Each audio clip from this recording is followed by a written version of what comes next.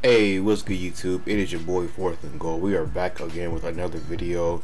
And yes sir, Doc, we are 3-0, man. Shout out to the Eagles, man. Shout out to Brian Johnson getting together. And our offense, it looked a lot better this week than last week, versus a much tougher defensive unit in the Tampa Bay Buccaneers. So I'm gonna just say this. I'm gonna be real honest, man.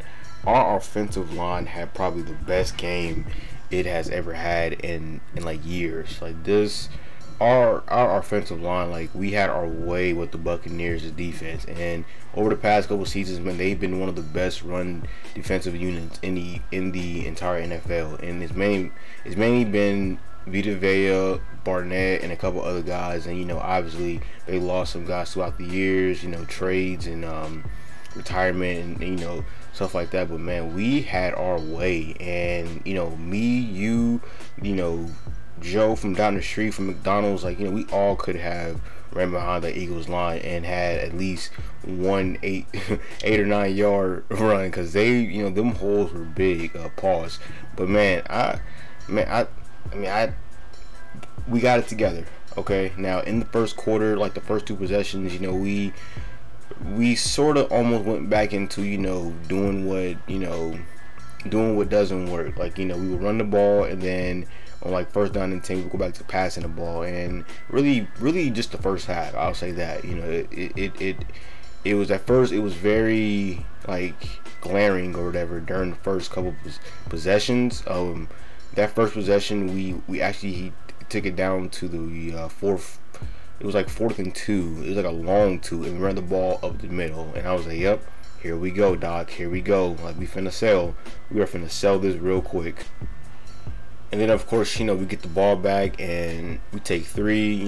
We left 3, but we get 3, so that pretty much offsets that. I wasn't too mad because we did, actually, took our 3 or whatever. But our defense, we're gonna talk about our defense in a little bit, because our defense, probably the best game, all year. Is I know it's been 3 games, but like all calendar year, all calendar year. But our offense, again, I love the fact that we kept, we kept with the run, and we did what works: run the ball down their throats. Like I think Kenny Gainwell, he got in the game a couple times, and he had like some big runs, and D Swift obviously did D Swift things, that Georgia boy, what I'm saying, Georgia legend. Not just playing, but man, I just like I feel more confident now. We played a really good defensive unit, and we look pretty good. Now, yes, there are some like at risk, or there are people will say, oh well, they didn't have Carlton Davis, Jamel Dean was injured, and they lost a couple other guys. But I mean, I don't think 2 corners playing the game will really affect the run defense. I mean, if they do, then okay, that's very shocking. We need to do some investigating, not just playing. But our defense, our defensive line, our front 7, Nick Morrow and Zach Cunningham, they play good too. People want to talk about just our front 5, when we sub in and out, like we got so much depth. But those 2 guys, they play a pivotal role also, at filling run gaps, making sure that the running backs don't get to the second level or the third level to our secondary. And they play really good, man. And us having Reed Blankenship, it showed that we needed him. He had that interception. He read Baker Mayfield's eyes the entire time, which last week, if you guys remember, I think Kirk Cousins threw it, like he faked it to Hawkinson, and then like all of a sudden Justin Jefferson or Jordan Addison, he was just like, he beat Josh Jobe in the post route, and he thought he had safety help, but the safety bit down on the underneath route. And us having Reed Blankenship, like he still uses his like, how do I say this, like him disguising himself and coverage and stuff like that. But he just an overall middle third, basically. Let me just say that he's just overall a really great middle third that we missed last week. So, but we are heading into week 4. We played the Commanders this week, or next week, whatever you want to call it, on Sunday. Let me just say that on Sunday we do play the Commanders, and yeah, we gotta fix our slot. I'm not saying that Joe and he's terrible or nothing like that, but we really do need a new slot corner. Kawan Williams for the Broncos, he's a really good pickup, veteran guy. I'm sure he'll gel well with the old heads like Darius Slay and James Bradbury.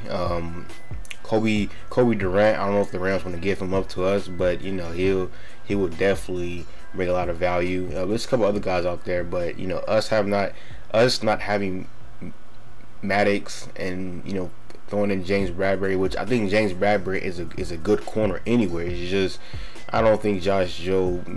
I don't know, because at the same time the coaching, like, we had him like sagged off on like 2nd and 14. It's like, bro, make him press. Like, they're just gonna take the out route, 15-yard first down. Like, no, like, make him press. Make him press. That's all you gotta do. Make him press, because that's what he was known for in college, was pressing corners, I believe. And he was a nice physical corner back at Alabama, and like, we're just not letting him press up. But however, we gotta talk about the mistakes today. Jalen Hurts, he did make some mistakes. One of his touchdowns to Zacchaeus, whatever you say his name, Alama, the receiver from Atlanta. Yeah, that touchdown, that ball should never been called. I ain't gonna lie to y'all. That ball was wobbly. It was like perfect timing, and then like Jamel Dean, he just mistimed his jump. I mean, I'll take the 7, but at the same time, we did not deserve that. Another thing that really went our favor was the going into the second half. Like, right before the second quarter ended, we had turned the ball over. And then next play, Tampa Bay, Jalen Carter got that punch out, and then we got the ball, and then we took our 3. And that whole sequence was super weird to me, because when we got the ball back, it was like 30 seconds left or something like that, and then we gave it to AJ Brown. It was the whole play call about him getting out of bounds or not. I think they ruled it inbounds, and so we took the timeout for the 10-second runoff. Now, I did like the fact that, let's go for the end zone. We got at least one more play to be in bounds, because we got the one timeout in our back pocket, so let's try and get the ball in the end zone. But Jalen Hurts, bro, he almost turned the ball over right into Jamel Dean's hand, and I was so terrified, bruh.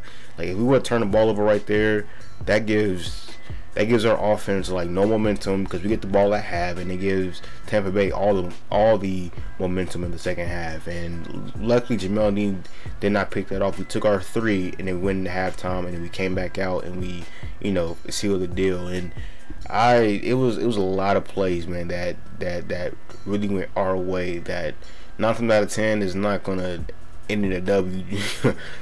I'm just being real. Now, overall, I'm still excited that we got the W. I'm super excited we are 3-0. Next week we do play Washington. It's gonna be a very interesting game.